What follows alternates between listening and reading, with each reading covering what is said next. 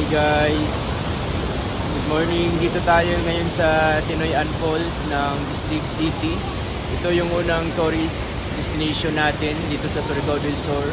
Ito yung pinakamalayo sa Surigao del Sur, second district ng Surigao del Sur. So ito yung tourist spot ng Bislig, Tinoyan Falls. Sobrang ganda guys. Ang ganda maligo dyan sa baba. Yan. Yan yung falls niya. Kaiba yung falls niya guys.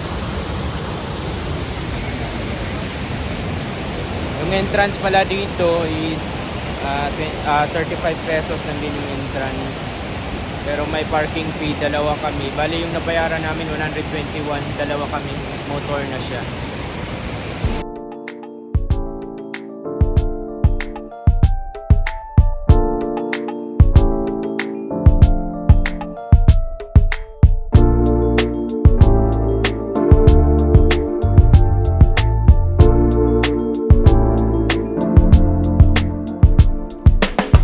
So yun guys, dito na tayo sa entrance nila.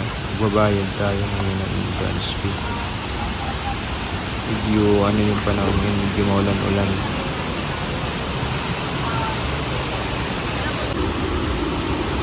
Okay na.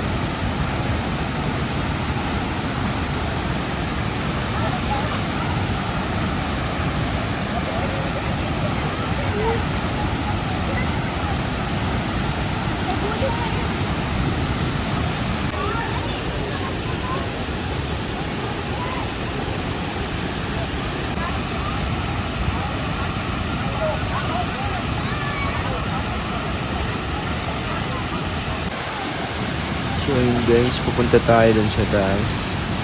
Aakyat tayo natin dun sa taas. Kasi maluwag pa daw doon sa taas. Actually first time ko rin dito magpunta guys. Sir, kaban mara? Dili. Sir, masaka na ba ito sa taas? Kailangan natin i-gauge. Nag-ibon sa inyo.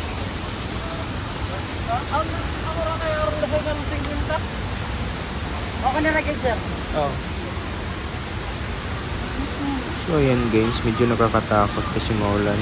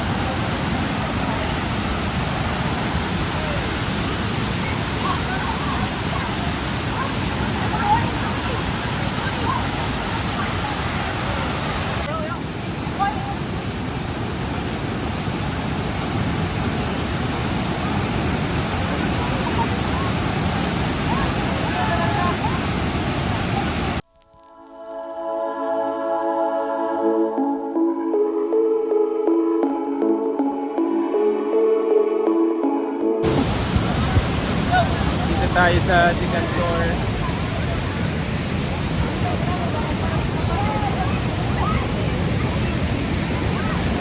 Sama yung panahon yun guys. Ulan-ulan.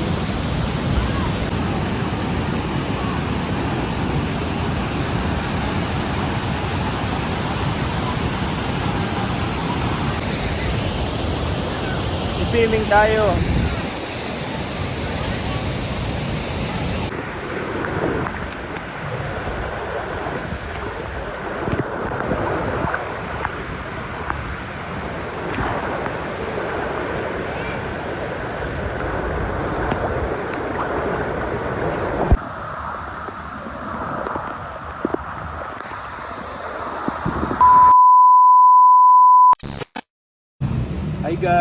magandang hapon.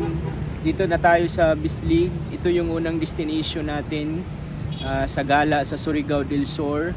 So yung Bislig guys, Bislig isa tong syudad pero yung sentro nila is sa Barangay Mangagoy.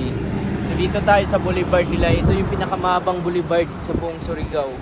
Grabing haba nito guys. Tingnan nyo. Yan, sobrang haba yan. So dito pala kami tumambay-tambay muna. Grabe yung ano sa Jollibee, grabe yung tao. Dito na lang muna kami kakain.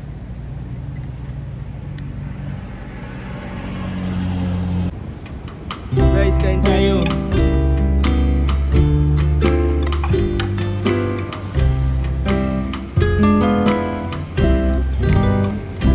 Ralph, Jollibee.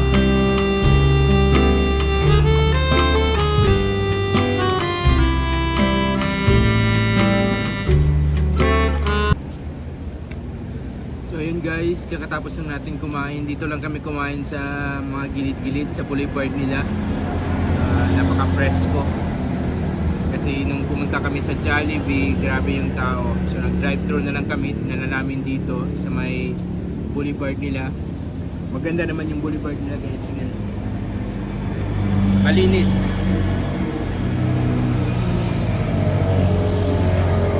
Isang nakakabili pag sa Surigao del Sur ka, lahat ng mga munisipyo dito may ordinances na bawal na magtapon ng basura, may kaka-penalty, kaya lahat ng mga municipality dito, grabe, sobrang linis talaga. Surigao del Sur lahat nakakabilib dahil sobrang linis ng dagat, hindi ka basta-basta magtapon ng basura sa dagat, saka lalong-lalo na magkalat ka dito sa proper nila. So nakasanayan na ng mga tao, so maganda yung epekto kasi pag mag-visit ka dito sa Surigao del Sur, 100%, not 100% but sobrang linis. Yun ang ma-appreciate mo talaga dito sa Surigao del Sur.